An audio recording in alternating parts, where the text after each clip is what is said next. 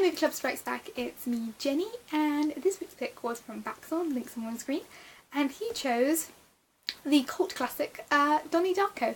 And my quick review for this is I quite enjoyed it. I knew in advance that this was a very polarising film. People either say it's one of the great psychological thrillers of our generation, or people say it's a very condescending, overly complicated sort of story. And for me, I'm more on the first side. I will have to say in advance that first I was spoiled for the ending a long time ago when I read the Wikipedia article for this film.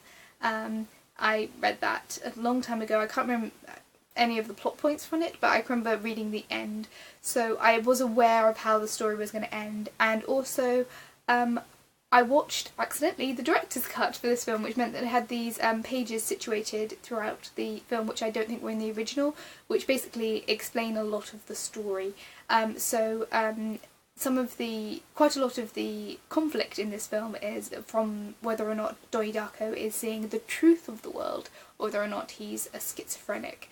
And the fact that these papers are situated throughout really does draw you towards what turns out to be the correct conclusion of how the story is going.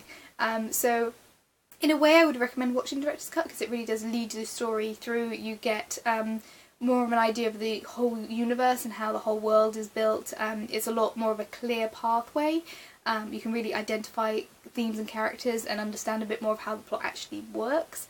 But you definitely get less of the mindfuck experience, which I imagine a lot of people had on the first viewing, especially without the pages. Without the pages, I think it would have been a lot harder to really understand this. I think the acting throughout is very well done. I think Jake Gyllenhaal does a really good job at carrying this film.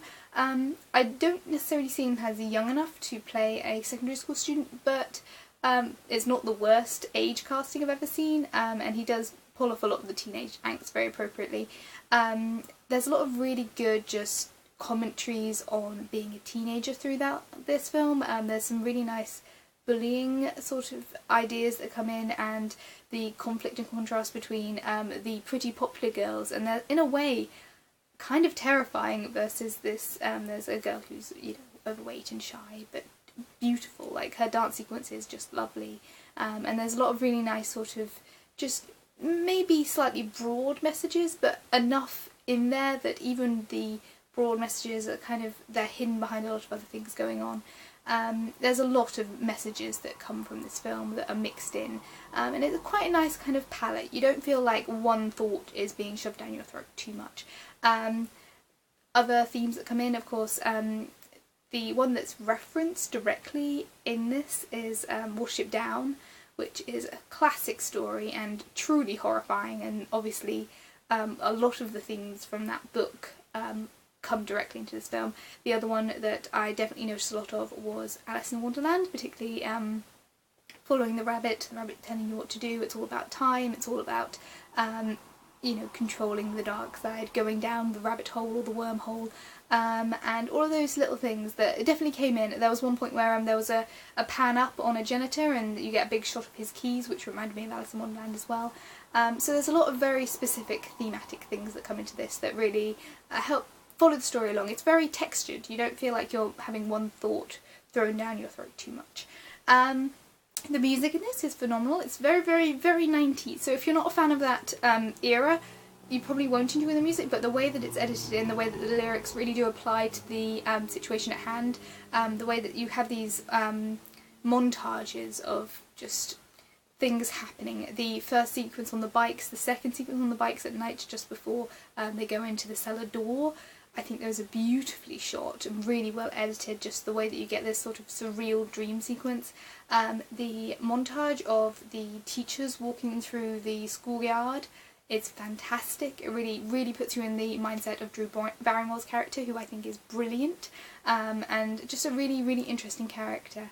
I like the way that the story builds, even the fact that I knew what was coming, even the fact that the pages really guided me through the story, maybe too much. I did really enjoy it. I think the rules for the universe are perhaps a little bit convoluted and a little bit silly, particularly the metal object rule and the water rule, but the rest of it's pretty good. The animation, not great, but it holds up. It serves its purpose, and it is meant to be slightly creepy and eerie, so the fact that it's dated slightly kind of adds to it in a way because it feels slightly unpolished. And overall it's a good, enjoyable film. If you haven't seen it, watch it. Please don't spoil anyone in the comments, if you do comment, because I think this film is definitely best appreciated if you haven't seen it before or haven't been spoiled. I definitely wish in a way that I'd watched it without the director's cut, because I would have liked to experience a bit more of the mindfuck experience, but I did enjoy it in its own right, and I apologise for my language in this video, but I think it's an appropriate usage. Overall, enjoyable, fun film, some clever thoughts, some very broad thoughts, but an overall good mixture. And thank you for the pick, Baxorn, and I will see you guys all very soon. Bye guys!